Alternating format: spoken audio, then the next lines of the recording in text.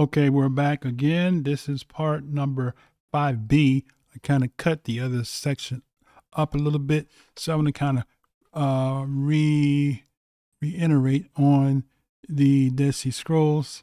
I left a link for the Dead Sea Scrolls, complete Dead Sea Scrolls, and pointed out that what Yahshua was saying when he said, "You have heard it has been said," right? He didn't say that it was the Torah. You have heard that it has been said, "Thou shalt love thy neighbor and hate thy enemy." Okay, that is not what Torah said, and that's not what Yahshua said that Torah said. Because Torah never said, hate your enemies, right? Now, Matthew 5:43, we read that, and then he says it contradicts, right? So we covered that already. I made mention of Leviticus 19 and 18 that Torah teaches us to love, not hate, right?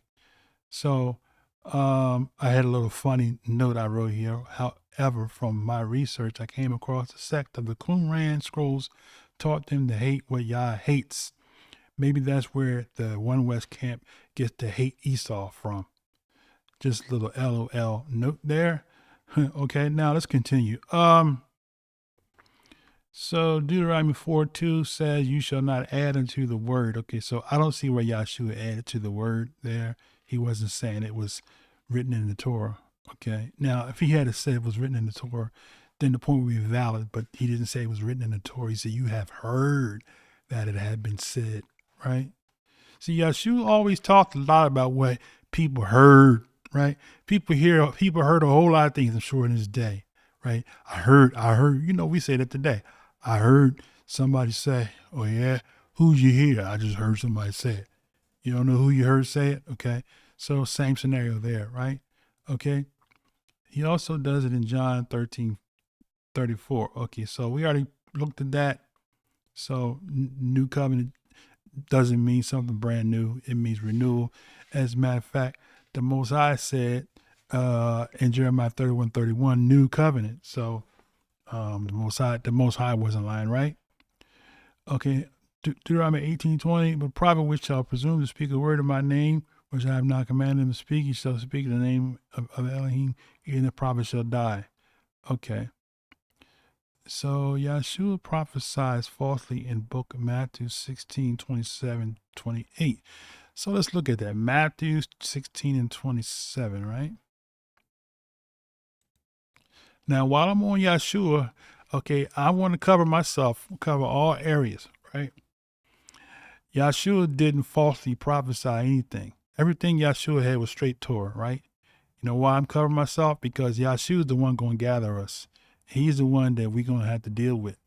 And I do not want this video record to come back in the courts of the kingdom of heaven where they play back everything I said and did, and see how you taught against the king, right? The prince of the earth, right? So I'm covering myself for the record. Now you can say what you want, right? Yahshua is the only one that's going to gather us. That's what the second part of salvation is gathering us from our enemy's land into the place of protection and safety, right? He's the one that's going to gather us, right, from the four corners, right? Now, of course, if you throw out the New Testament, you don't see that, but we can show you. In matter of fact, while I'm there, let's do this here since I'm there. Okay, let's go to Zechariah. Let's go to Zechariah. Matter of fact, let's do it this way. Let's go to Deuteronomy 30, right? Then we'll go to Zechariah. So go to Deuteronomy 30 just to prove a point while I'm there, since I'm dealing with it. We're going to get back to that because we're going to show you that Yahshua did not falsely prophesy. But I want to point this out real quick. Keep myself in protection. So Deuteronomy 30, right? Because he's the one that's going to gather us, right? So we know Deuteronomy 30 verse 1 says, "It shall come to pass when all these things are come upon thee, the blessings and the curse which I have set before thee, and thou shalt call them to mind among all the nations where Yah have driven thee, and shall return unto Yah and shall obey his voice according to all that I command thee this day, you and your children, with all your heart, with all your soul, that then Yah will turn your captivity and have compassion upon you, and will return to gather thee from all the nations where Yah have scattered thee. So this is a turn back, and he will turn back. Okay, so this person here who's going to turn back connects with Zechariah 14. So we go to Zechariah 14, right? And let's see. I think it's 14 and 6, I want to say. No, it's not 14.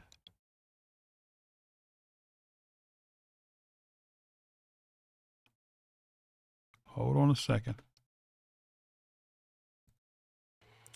Okay, Zechariah 14 and 5. And you shall flee to the valley of the mountains, for the valley of the mountains shall reach unto Azal.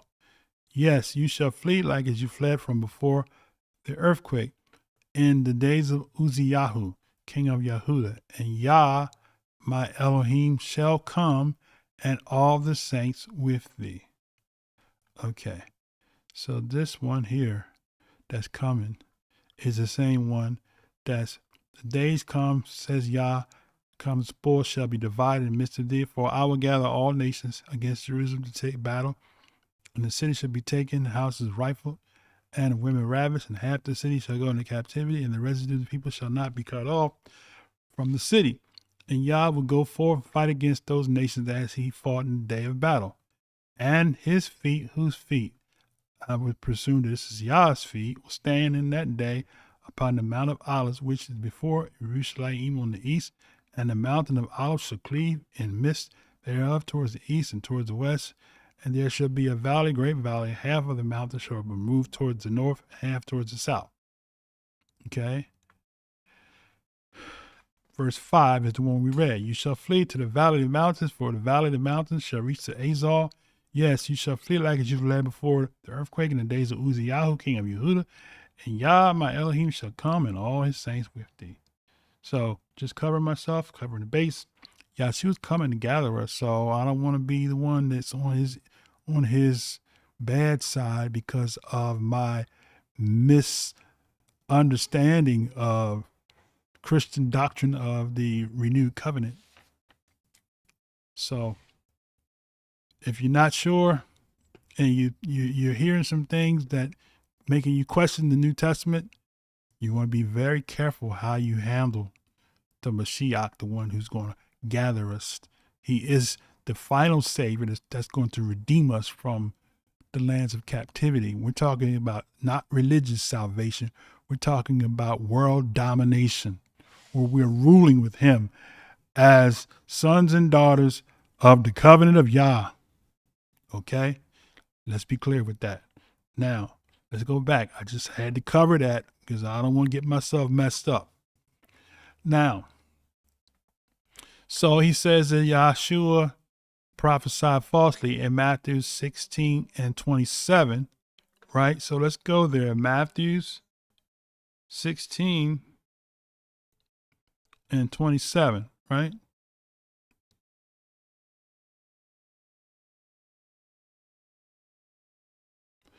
You know, while I'm pulling this up, remember Yahshua is the CEO of the kingdom. So think about it in corporate terms. If you was found talking about the VP, directors, CEO, or whatever, and you went to apply for a position in corporate America, and he got memos that you was talking negatively about him, destroying his character, that you didn't believe that he was worthy to be the CEO, and you're in the place where you're interviewing for that job, he goes, wait 1 second, let me go back in the back. He comes back and pulls out a file. Can you kind of explain to me what you meant by this? So that's how I see Yahshua. He's the CEO of the restoring of the nation of Israel. So you can downplay him and you can disbelieve and say he never existed and all of that. Okay. When that time comes, we shall see, right? Now, so just kind of played on the safe side, all right? let's get back to the questions. Okay, now that passage right there is used by preterists, right? So Matthew, let's see, the Son of Man shall come in the kabod, I say kabod, of his Father with angels, and then he shall reward, right, every man according to his works. Verily I say unto you, there shall be some standing here. How about that? Now, which shall not taste death till they see the Son of Man coming in his kingdom. Now, I did a lesson on this, right? Let me look at my notes real quick. What I see if I actually kind of covered it, right? I said this passage right here is used by preterists to say that Yahshua came back. Of course, they don't say Yahshua. I actually did a teaching talking about the exact same thing. However, Yahshua was talking about there would be Israelites in the land when he returns to restore the kingdom. That's what he's saying. If you notice, right? If you notice, he said, there be some. Didn't say some of you. Oh, one of you guys here going to be here when I return. That's not what he said. He said, there be some standing here. There'll be some people standing here. That's basically what he's saying. There will be some people standing here who will not taste death until they see, or actually, if you look at that properly, there'll be some people stand, right? It says histemi of the same meaning to stand transitively or intransitively, right? So abiding there. So basically what he's saying, there's going to be some Israelites that's living here in this land that will not die until they see the Son of Man coming in his kingdom. That was not a reference to them, the ones that he was talking to, right? But the preterists say he was talking to them and they all died. So they was the ones that seen him second coming. No, that's not true at all. That's way off, right? Okay. So nowhere in that passage does it say some of you that are here right now. It said there be some standing, right? Okay. You want to look at it. It's isi, plural. It says there are tis, some, right? Abiding or standing, histeme, here, right? Hode, in this spot here, right? Which shall not taste of death. Now, I was in Jerusalem in 2009, and the Messiah could have came back then. I would have been one to fulfill this, right? If I was there, if he had came in 2009, right? So that's all he's saying in that verse, right? So he's not saying, so that's not a false prophecy, right? That is the preterist doctrine that teaches that, right? For the son of Adam shall come in his kabod. Okay, I read that. There be some standing. Okay, so we covered that already. Okay. So the point is there will be some standing here which shall not taste death till they see the Son of Adam come in his kingdom. And the comment was, we know all those men died. So no, he didn't say some of you that are here with me right now, right? He said there'll be some standing here, right? So that there will be people standing there in that mountain. Who knows what they'll be doing? They might be tour guides. might be Israelites returned back to the land that be there when he come in the clouds. Did y'all hear that? Okay. So we can't use that and say, no, that's the preterist interpretation of that. That's the wrong interpretation. That's not what this said. Okay. That's what you call reading into the text, right? Okay. It's called, what do they call it? Eisegeting the text, right? Okay, let's get back. All right, now, so I mentioned that now that has not happened yet. So, right, all prophecies are not fulfilled, right? The prophet spoke to Israel being gathered does not make them a false prophet. Does that make them a false prophet? Right. Okay, that's my point. Many prophets said that Israel would be gathered, right? Okay, but it hasn't happened yet. So does that make them false prophets too, is what I'm saying. So we're still in our enemy's land, right? Isaiah said he gonna gather us from the from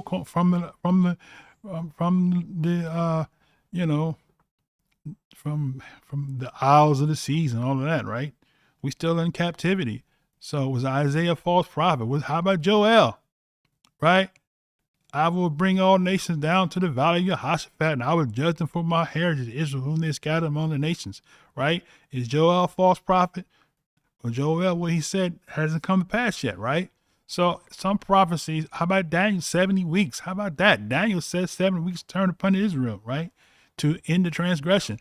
Israel hasn't made it back, right? We know there's another people that's there that's claiming to be Israel, but there's that prophet said that Israel will be in peace, will dwell in their own land safely, right? So it's a lot of prophecies that were spoken that were not for that day, that they are futuristic prophets, right? Prophecies, right? Okay. Now, I also mentioned another page. I quoted another page from the scroll, the Qumran Scrolls, right? The link I gave is on page 321. Paragraph 10 says, to bless in justice all the chosen ones of your will, to love all that you love, and to hate all that you loathe. How about that? So that's where Yahshua, he said, it has been heard, right?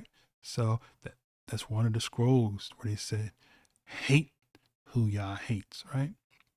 All right, now we got Deuteronomy 30, and let's see, 9 through 10. Yah will make you plenteous in every work of your hand, through your body. Okay, so here we got prophecies here, right? And again, rejoice over you. Now we use this right here, right? If you shall hearken to the voice of Yahuwah and guard the commandments and statutes. So we already know that, right? We teach that each Shabbat, right? Luke 24, 44, 45 says, he said to them, these are the words which I spoke to you while I was yet with you, that all things must be fulfilled which were written in Torah of Shemaiah and the prophets and in the Tehillim concerning me.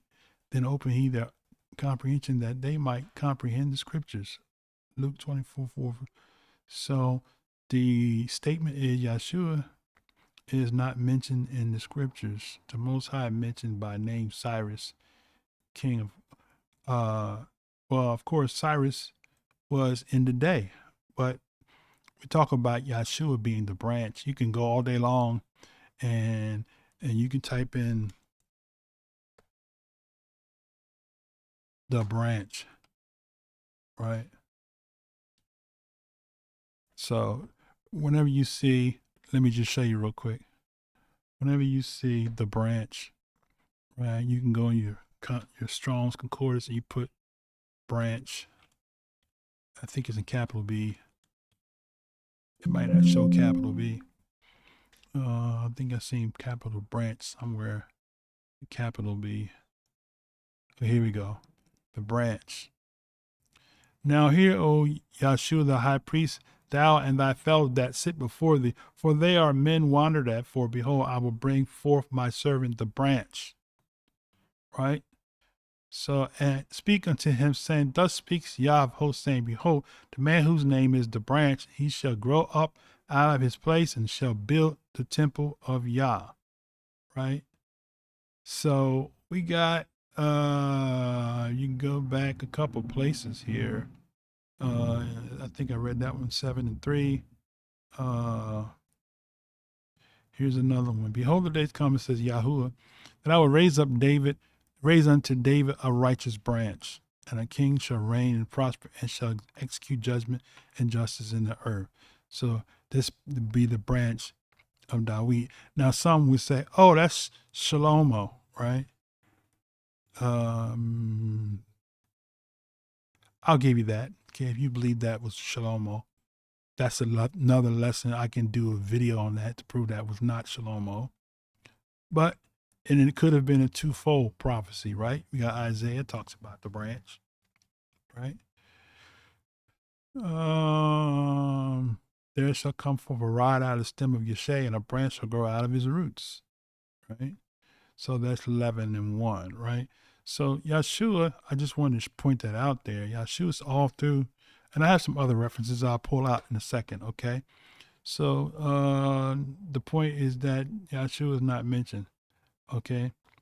So now, how about Daniel 9, right? I mentioned Daniel 9, right? So go to Daniel 9, right? So let's pull this out real quick. Daniel 9. 70 weeks determined upon thy people Israel, right? Okay. And we'll go down to where it says, know therefore that, understand that from the going forth of the commandment to the restore and to rebuild Jerusalem unto the Messiah the Prince shall be 7 weeks, 62 weeks, and the street shall be built again, and the wall even troublous times. So now another reference to him is Messiah the Prince, right? So that's Daniel 9:25, right? Daniel 9 and 25. It's making reference to the Prince, right? So Yahshua is the Prince. So you can go all day long. You got the branch, you got the Prince in capital letters.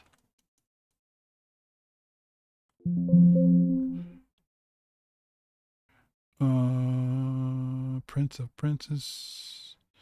I can go all day long with that. I'm not going to do it. I did want to pull one out. I want to say, was it Jeremiah?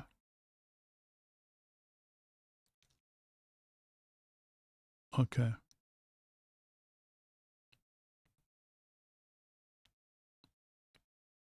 Okay, we'll deal with that later, but I just want to point that out. So that's going to end this part here. So we have 5 parts. This is part 6 now. So we'll come back. We have a few more parts to deal with, and we're going to put this in a playlist. So for those of you that want to follow along and you have questions, you want to refute, rebut, rebuke, tell me how wrong I am and how silly or how stupid I sound by believing what I believe, I appreciate that. I can be stupid if you want me to be stupid, but I'm going to believe what I believe until I can be convinced otherwise. And so at this point, I've been in this walk for almost 30 years now, and I've seen it all. As the saying goes, I've sailed the 7 seas, and I've seen it all, and I've heard people bring all kinds of things out at me, but I'm still standing firm, right? Always had some questions about Paul's teaching, but and he still shows to be a contradicting and controversial brother. And that's most of what the New Testament doctrine is based off of, the twist teachings of Paul. So with that said, I'm going to conclude with this part, and I have another section to do. I don't know how much longer that one's going to be, but I have some more questions to address. All right, so until the next time, shalom, shalom, shalom.